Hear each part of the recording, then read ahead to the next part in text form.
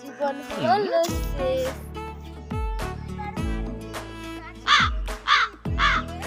এইবার মারলে নালিশ করবো বড় বাবুকে।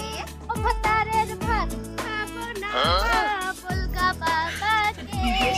চাউলের ভাতে বেগুন পোড়া মজা লেগেছে।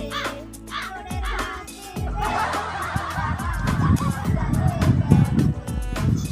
যাই আমি আগে যে ঘাট তো ঘেড়ে দিয়ে জানা তো অনেক লাইন দিয়ে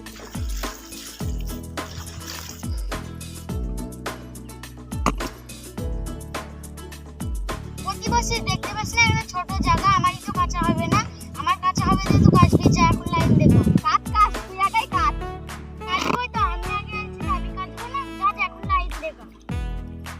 সৈনি দেখ দেখ সবাই একসঙ্গে এসে কিরকম আগে নিলেও দেখলি তো। এটা আবার নতুন কথা কি ও তো সবসময় হিংসা করে আমাদের উপরে আর প্রত্যেকদিন আগে নেয়। চল আমরা একটু বেরিয়ে আসি। মানুষের উপর এত হিংসা করা ভালো নয়। চল তো যা যা তুই একটু ওদিকে বেরিয়ে না গিয়ে না তোর নামে কাপড় কাপড় হয়ে যাবে।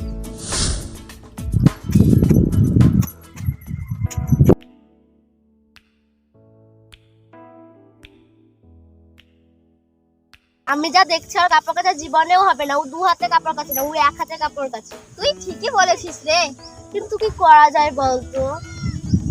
আইডিয়া। কি আইডিয়া? তাহলে শোন।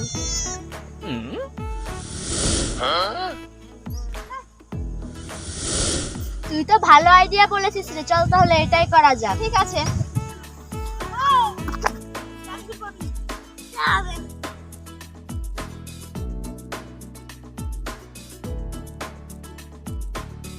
সৈনি সৈনি আমাকে সাপে কামড়িয়ে দিল রে। কি বলছিস তুই? সালমা সালমা লাগে কি কামড়ে দিয়েছে সাপে, দৌড়ে আয়।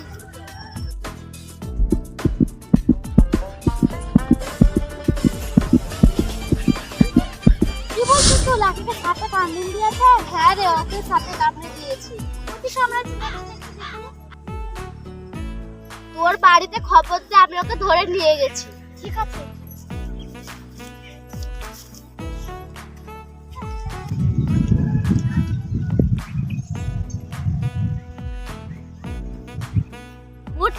পালিয়ে গিয়েছে। আমাদের এই যুক্তিটা কেমন হয়েছে রে? হেভি হয়েছে কিন্তু। তাহলে এই ফাঁকা কাপড়গুলো কেচে নিয়ে পালাই। চল তাহলে।